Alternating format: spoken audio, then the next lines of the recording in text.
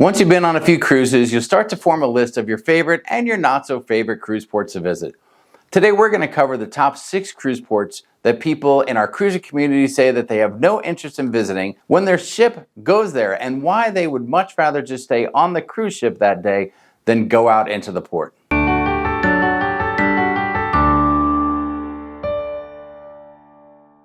Hi everyone, I'm Jamie from Sharonatsea Travel. Thanks so much for stopping by the channel today.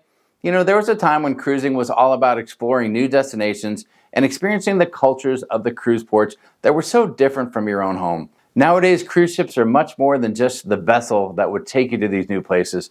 They're an extravagant floating resort that has a lot to offer, and there are a number of cruise ports that, for whatever the reason, many experienced cruisers choose to avoid and just stay on the cruise ship.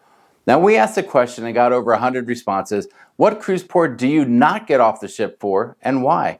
Here are the top 6 most common responses from that question. Plus, at the end of the video, I'll let you know my least favorite cruise ports as well. Now, to start, by far, the 2 most common answers were the Bahamas and Jamaica. Now, the Bahamas includes Nassau and Freeport as cruise ports, while Jamaica has Ocho Rios, Falmouth, and Montego Bay. All 5 of these ports at the 2 destinations had the same things in common, which were a lack of things to see and do, and a common concern for safety, which is probably the biggest issue. Both ports have reputations, whether deserved or not, for being risky for travelers due to drug and gang-oriented violence, and oftentimes very aggressive vendors selling more than just seashell bracelets and locally crafted items. Oddly enough, they are 2 of the most regularly visited countries by cruise ships.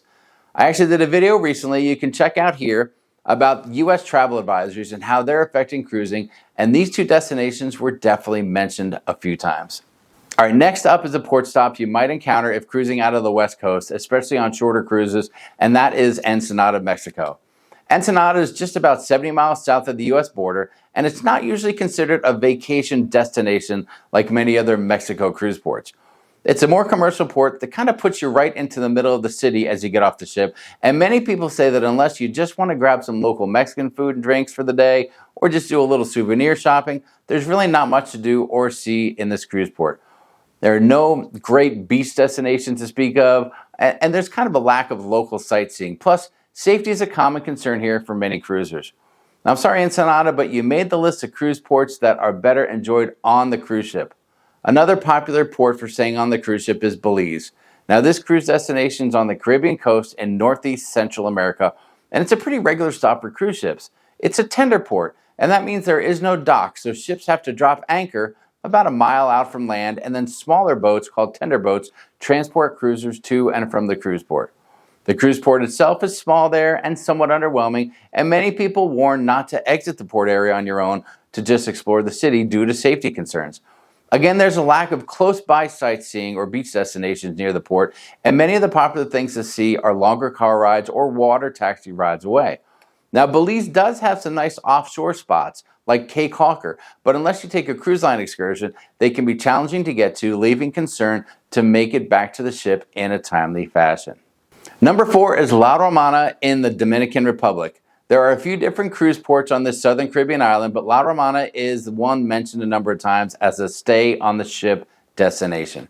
A few folks mentioned the military-style police they ran into at or near the port carrying rifles, and although this is not really uncommon in a number of Caribbean islands, it can be a bit nerve-wracking for new cruisers. If you leave the port to go walk into the city, you can only go so far before the police will actually recommend that you turn back due to safety concerns. Again, not a lot to see or do near the port. The closest beach is about a 25-minute taxi ride away.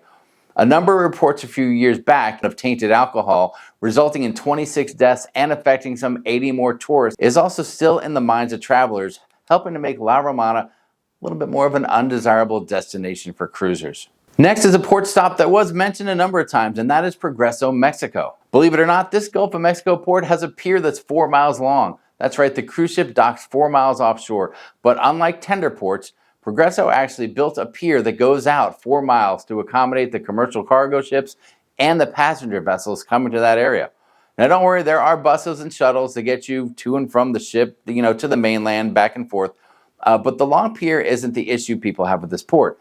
It's the lack of things to do once you're dropped off in town. There is some shopping along the Malecon and a beach area that can get pretty crowded when a larger ship's in port, But many people complain of the very aggressive vendors, and the beach loungers are few and far between. Unless you're a fan of visiting Mayan ruins, there's just not much more to do here. Safety is not really an issue in Progreso, it's just a fairly uneventful port. Finally, and this was really a kind of a surprising response to see a few times, was the Eastern Caribbean port of Grand Turk.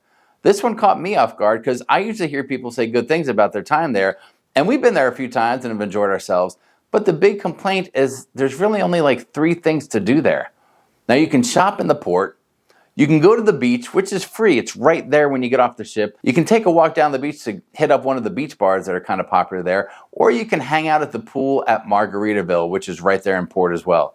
Now, Margaritaville gets packed, and I mean packed. And as you can imagine, the menu pricing there goes along with the fact that it's the only place around for food and drinks. And as for the shopping, it's really the same stuff that you probably saw at the last cruise port you stopped at. So there's really nothing too exciting there. We actually took an ATV tour there, which was fun, but there really is nothing else to see on the island unless you're a fan of salt flats. Now, I'm not sure if all cruise lines go to Grand Turk, but if your ship goes there and you're looking to experience the people and the culture of a Caribbean island, many people will say to stay on the ship in Grand Turk and get off at the next stop. So those are 6 cruise ports that cruisers will tell you to stay on the ship for and enjoy the peace and quiet and all the things that the cruise ship has to offer instead of getting off the ship and possibly being disappointed. Now real quick, before I share the ports that I usually stay on the ship for, I'd just like to mention that if you enjoyed the video today, please consider subscribing to the channel with notifications on and give it a thumbs up before you click out.